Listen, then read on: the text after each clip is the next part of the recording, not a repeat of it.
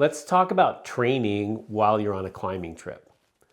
One of the strangest things for climbers to get their heads around is why in the world would I want to do foundational training when I'm actually out here at the crag ready to perform?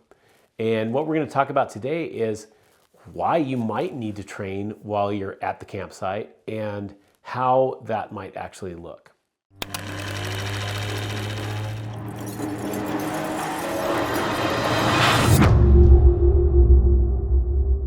First, let's start with reasons that you might train while you're on the road. Let's say you have a 2-week trip or a 4-week trip, or maybe you live in your van and you're climbing full time. You may need to be developing fitness for an upcoming facet of your climbing. For example, let's say you're spending the winter at Hueco, you're transitioning to a sport climbing time in the spring. The training that you can do at the side of your van can help you make that transition to sport climbing fitness faster than if you just do a hard stop of bouldering and then end up at the Red River Gorge. The second aspect of training on the road is maintaining specific fitness for the climbing that you're doing. And one of the things that happens is when we get to a really high performance level, again, let's say we're at Hueco Tanks and we're very, very close to sending a boulder, we're resting a lot, we're taking care of skin, we're doing all these things to enhance our ability to do that specific problem. We can do things with a wooden board, with a suspension trainer, with bodyweight exercises to maintain explosive power and strength that we're not getting on that specific project. And we have that project fitness decline that occurs both in bouldering and sport climbing, and a little bit of training alongside your normal climbing can go a long way. The third reason that people do non-climbing training while they're on a climbing trip is to maintain general strength and work capacity. A number of athletes that I've had will come out of a season of hard training in the gym, go on a climbing trip, and then come home and be like, oh my gosh, I'm really, really weak on my hangboard numbers. My legs don't feel strong. And so one of the things we can do is just a little bit of maintenance to maintain good joint health, mobility, recovery while we're out there at the crag. The crag can give us so much, but the crag can only give us so much. Hey climbers, I know that Climb Strong is a coaching company, and I feel like we've got the best coaches in the business. I also think that we have the best training programs in the business, and we put all of those up on our training platform, and you can check it out for just $12 a month.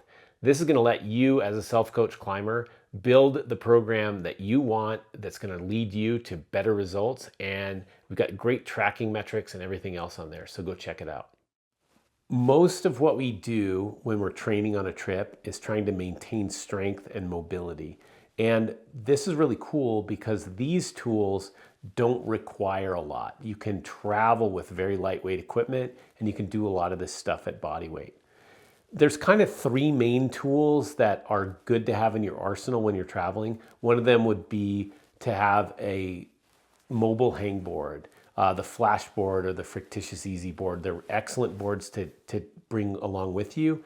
And people use them warming up at the crag all the time, but it's a great campsite training tool.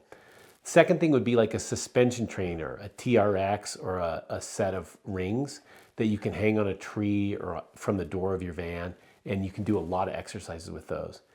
The third thing would be an elastic band. We can use elastic bands for lots of exercises. They're very light, they're compact, they don't take up a lot of room in your car. And so between those 3 tools, we have a lot of options when we get out there and we're training in the parking lot at a campsite.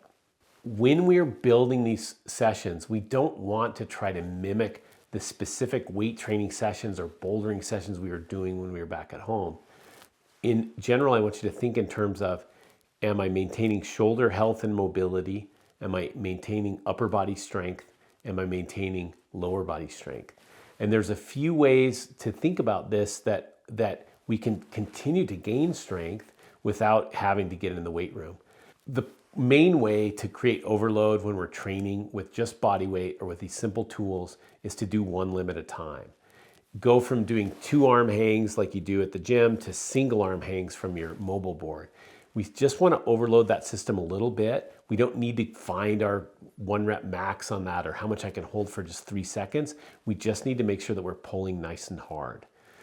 The same thing can happen with a suspension trainer. We can do destabilized rowing, destabilized pressing, single leg squats using the suspension trainer for balance. And all of those things, if we're overloading those muscles, challenging our ability to hold positions or get ranges of motion, all of those things are going to be positive. We can do a lot of core work, we can do a lot of stability work, we can do a lot of mobility work. But the real critical aspect of this is to continue to do it regularly, at least 2 days a week while you're traveling, and to make the sessions pretty short and sweet. I want you to build sessions that you will execute. I can't even tell you the number of training sessions I've written for people that are traveling that don't get done. It's way over 90% of the time people will come back and they'll be like, yeah, I didn't get to it. And over the years, I got smarter and smarter and smarter and made these shorter and more focused sessions. And so think about it. I want you to maintain that finger strength. I want you to maintain your ability to press, your ability to pull, your single leg strength, and maybe a little bit of core stability, and that's it. We don't need to do a lot to maintain strength while we're on the road. And I want it to be something where you're not just spending an entire afternoon sitting in front of your tent doing planks or something. We want to make sure that we can get in here, get it done, and do it efficiently. The next aspect of it is, when do I do it? I think it's really important that you do it either on a climbing day, right before you climb or right after you climb, or do it the morning right after a climbing day, so that then you have a full rest day after that before you get into your next climbing day. We want this training to give you more than it takes away from you. And so the loading of this, the intensity of it, the duration of it should be such that you feel like you could go climbing right afterwards. A lot of people have an ego thing where they're like, man, I trained so hard, there's no way I could climb the day after that. Don't train that hard. We just need to kick the ball down the road, maintain a little bit of strength, but understand that if you are on the road for 2 or 3 or 4 weeks, there are certain things that you're giving up that you really don't need to give up and that you could maintain with 15 to 20 minutes a couple of days a week.